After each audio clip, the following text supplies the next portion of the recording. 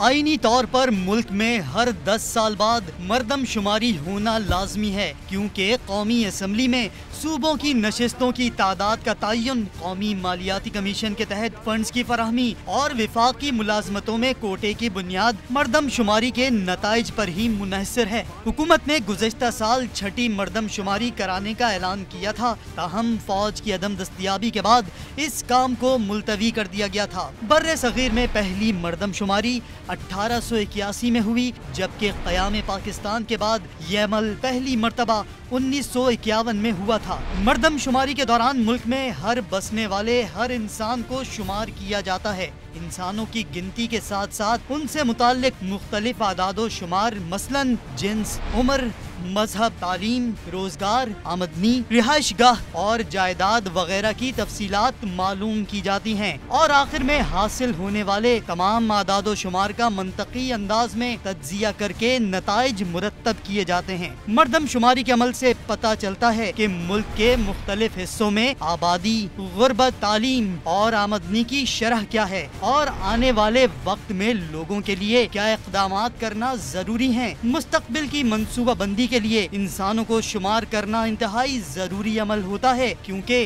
किसी भी मुल्क में मर्दम शुमारी के नताइज को सामने रखकर मुस्तक़बिल के अहदाफ तय किए जाते हैं।